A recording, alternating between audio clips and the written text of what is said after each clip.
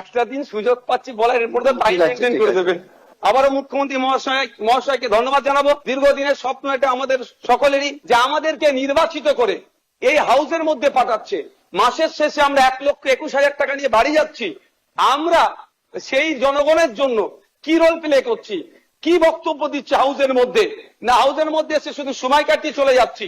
যে আপনি live streaming এর যে কথা বলেছেন, এটাও আমি আপনাকে কৃতজ্ঞতা জানাচ্ছি, স্বাগত জানাচ্ছি। এটা হওয়াটা খুবই দরকার ছিল।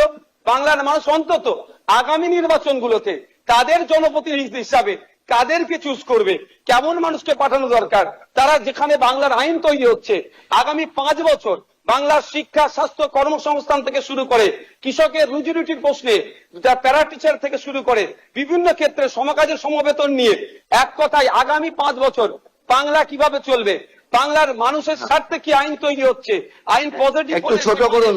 বিরোধী স্যার শেষ করবো বিরোধী হলেও স্যার একটা দিন সুযোগ পাচ্ছি বলার এরপর তো টাইম মেনটেন করে দেবেন। তো স্যার সেই জায়গাগুলো লাইভ যেটা আছে সেটা আমি স্বাগত জানাচ্ছি। আমি আবারও আপনাকে ধন্যবাদ জানিয়ে বলবো, বহুদলীয় যে গণতন্ত্র আছে সেটার পূর্ণ মর্যাদা দিয়ে আমাদের মতো ছোট্ট যারা বিরোধী আছি তাদেরকে পরিসর দেবেন। ধন্যবাদ স্যার।